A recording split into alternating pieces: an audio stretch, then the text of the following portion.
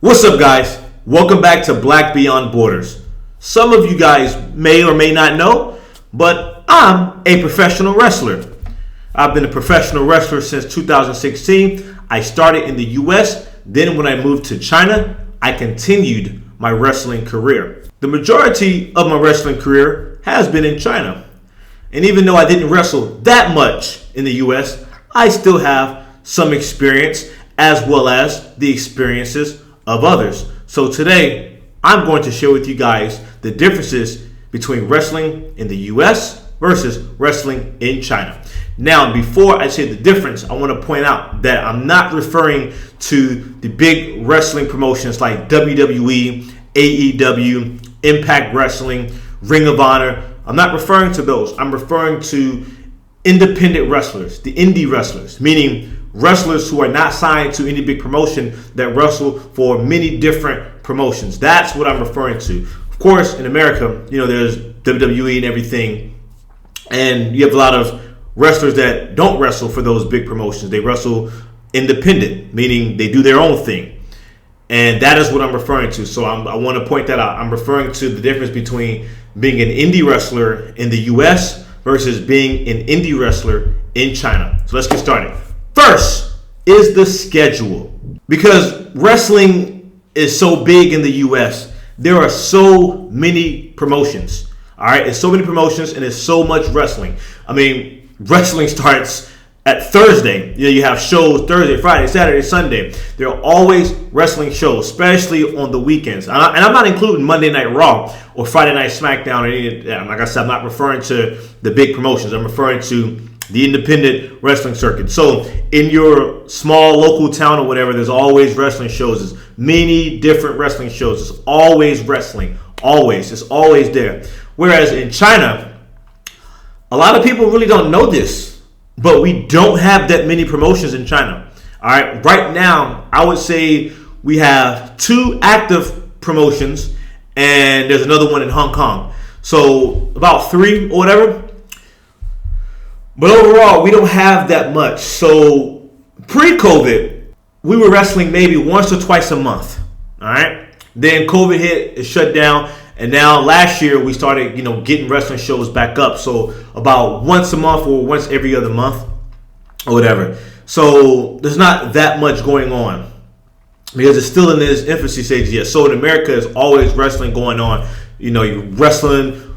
You can wrestle on Friday, then wrestle on Saturday, they wrestle on Sunday. I mean, you're just wrestling. You can do like 3-4 matches a weekend, whereas in China, there's not that much of it. So there are shows every month or every other month. Next is the travel.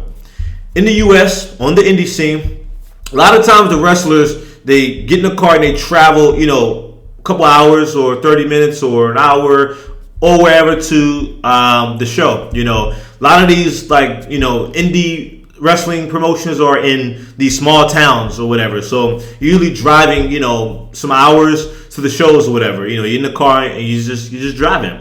Whereas in China, whenever we do have a show, so there's a promotion I wrestle for. They're based in Foshan and Guangzhou. I live in Foshan, Guangzhou. So I pretty much just take a cab there. It's like 30 minutes usually. But when I wrestle for the other promotion, they were based in Harbin. Then they moved to Shanghai and they have shows in Shenzhen sometimes. I'm flying there. When I lived in Shenzhen, of course, I would fly up to Harbin and then they moved to Shanghai. I live in Foshan, Guangzhou now, so I will fly to Shanghai. And when they have them in Shenzhen, I'm on the road because when I lived in Shenzhen, I would take the taxi to the venues, or now I would just take the train. And then when they have the shows in Hong Kong, I would take the train to Hong Kong. In China, we usually either take in plane or maybe a car, depending on the location. Simply because there's not that many promotions, so there's only certain locations.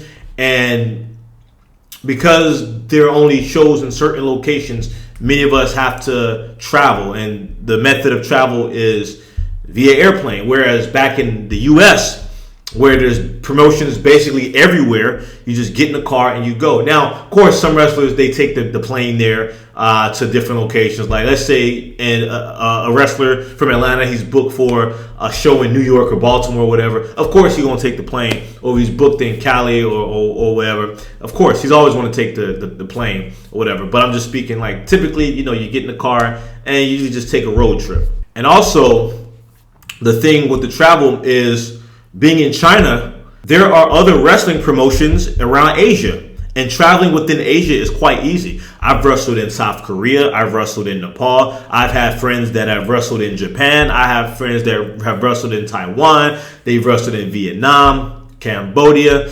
Thailand. So, we have shows there. You get in a plane and you travel there. So that's some of the differences. And of course, in America, you have shows in like Mexico or Canada or something. And of course, you take the plane. But, here in China, getting around Asia is quite very easy. So we have different wrestling promotions in other countries. That's another thing I want to talk about. Being here in China, China is not the only place to wrestle. You can wrestle in those countries that I've mentioned. Like I said, I wrestled in South Korea several times, and I've wrestled in Nepal. Next is the etiquette. Typically in the U.S., you follow wrestling etiquette or just life etiquette in general. That's just the way it goes. Because wrestling is established. There's a hierarchy of things that are supposed to be done, and you just kind of follow that routine, that system. Whereas in China, there is not much etiquette here because, one, wrestling is still in its infancy stages, and two, a lot of people here don't follow proper etiquette. I make mention of that on the difference between gyms in America versus gyms in China. So there's not much of the proper wrestling etiquette. If you are a wrestler, you know what I'm talking about when I say etiquette. And of course, the things that they do here would not slide in the U.S., but that's just the way it is. It can rub people off the wrong way, but it is what it is. Payment. Now, of course, if you're in the WWE, you're going to make, a lot of money, obviously. But we're talking about indie wrestlers. I made more money in China than I did back home in the U.S. What I get paid in wrestling in China is more than what I get paid back home in the U.S. However, we don't have that many shows in China, as I mentioned. So, no, I don't make a living wrestling here. Some people actually think that. They think I'm like on TV. No, I don't. Whereas in the U.S., yes, there are wrestlers in the U.S. that actually, they wrestle on the independent scene for a living. That is what they do. Like, it's what they do for a living. They wrestle on the independent scene. So, of course, they make good money or whatever. So, I'm not saying, China pays because always going to pay more than in the U.S. But I'm saying, me personally, my match fee has always been higher than my match fee in the U.S. And on top of that, I've had things covered for me, accommodation, stuff like that. In the U.S., I wasn't getting that. Of course, other people is different. There's other people that probably get more, whatever. But I'm speaking for myself. But as I said, there's not that much wrestling here in China. So if you're looking to come to China to make a living as wrestling, most likely it'll be best if you wrestle in other countries in Asia as well, because as I said, it's just not that much of it right now. Whereas in the US, there's so much wrestling, and if you have a big enough name, you can do this for a living, not to mention merchandise sales. You can sell your merchandise and make some bank. Next is the training. There are a bunch of schools in the U.S., wrestling schools, a bunch of them everywhere. If someone asks me back home, hey, where can I go train to be a wrestler? I'm like, go here. But in China, it's not that simple. I get people that ask me all the time in China, hey man, how do I be a wrestler? Do we have wrestling schools here in China? We have some, yes, but it's in certain locations, and it's not as prevalent as it is back in the U.S. So we have one up in Shanghai, one up in Foshan, and then Hong Kong. Those are the three. But they always ask me, like, hey, how do I train? And it's like, here are these locations, but it's not that much training. I'm not able to get as much ring work as I should because there's not a lot of training here. If I was back in the U.S., I can train, a couple times a week, get some ring work. But here in, China, it's just not that much. And truth be told, it is hard to get better because we don't have that many shows and there's not that much training. If you want to get better, you have to. It's repetition. That's what I lack personally. I don't have enough repetition. So there is training here in China, yes, and we've had wrestlers that started in China that have trained and become great. But it's just more of it in China. I'm sorry, it's just more of it in the U.S. than it is in China. Language barrier. Of course, in the U.S., everyone speaks English, so you're going to have that proper communication. But in China, there are times where you may have language barriers. Maybe you don't speak Chinese if you're coming to wrestle. Maybe you don't speak it. Or, maybe you do speak it, but still, there's still that language barrier because of the communication problems. So there can be some communication problems. And then, you typically have people from other countries come in and, if you can have problems if you can't communicate. Let's say you have a match in the ring with an opponent, and let's say, someone forgets a spot or forgets their cue or mess up or something. Hey, there could be problems. So if you're wrestling someone that you really can't communicate with, then you may have some problems. Exposure. Now, of course, in the U.S., you're going to have a lot more exposure because there's so much wrestling. Not to mention, that's where WWE, AEW, and all of the big money-making promotions are. There are some people I know that have wrestled in AEW, and I know some people that have been on WWE TV or in WWE. So you're going to get more exposure. In China, there's not that much of it. However, Japan is right around the corner. And we have connections to Japan, at least one promotion that I wrestle, all the promotions I wrestle for got connections to Japan. So you can have access to wrestle in Japan. In Japan, they're really big on wrestling, like really big. You can get that type of exposure. So you're going to have more in the U.S., of course, but you can still get some type of exposure. And plus, this is still an untapped market here. And there are a lot of people in China, it's a big country, that don't know about wrestling. So when they see it, they're going to get curious and know, hey, what the heck is this stuff? So the exposure here, you can still get some exposure here. And my friends. Now, my very first wrestling match, I had my mom, my dad, my stepmom, my stepdad, the whole church, my sister, my grandpa, my aunt, my friends. They all came to my first match. And it was a big deal. Being in China, I have a lot of friends here that don't know what wrestling is. A lot of them have never seen it before. They don't know what it is. Now, some may have seen WWE on TV, but for the most part, a lot of them, they don't know what it is. And they damn sure haven't been to one. Me being a pro wrestler, I'm able to expose my friends to this. And I've brought a lot of friends to the wrestling. And a lot of them, they fall in love instantly. They love it because it's so entertaining. So they get exposed to professional wrestling because of my connection with them. So that's what I really like. Back home, everyone pretty much knows what wrestling is. Everyone knows what it is. So the good thing with everyone knowing what it is that they know how to respond. They know who is the baby face, who's the good guy, who to cheer for, and who is the heel, the bad guy, who to boo. So they know that. And then, of course, after the show, it's all love.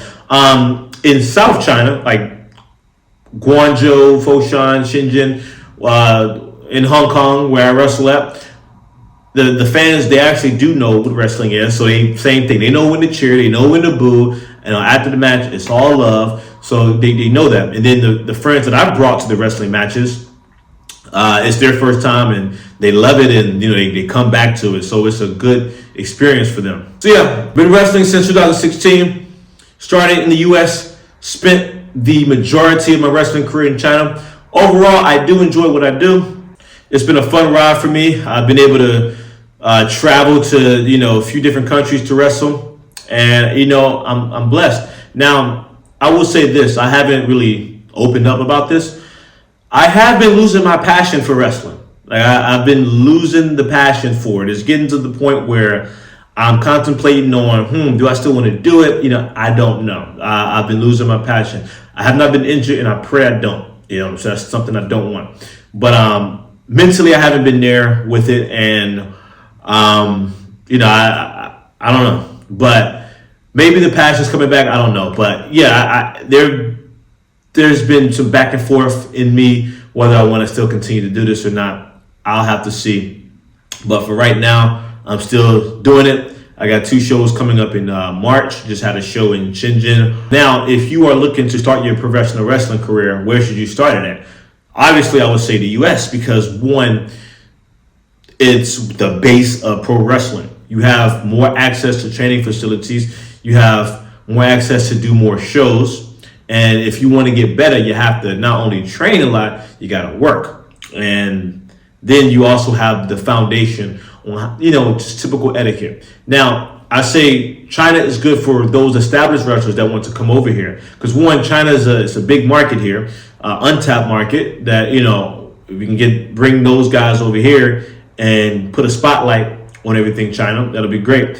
And also, it's good to just bring people's wisdom over here. Because like I said, China is still in its infancy stages. So it's good to bring that wisdom over here to, spread, how things should be to help it grow. So yeah, that's my take on it. If you stayed and listened to me talk about wrestling, thank you. No, I'm serious. Thank you. And if you're still staying here, thank you, because I am going to sit here and plug all of my social media handles and all the products that I'm going to try to sell you, because I want to try to sell you shit.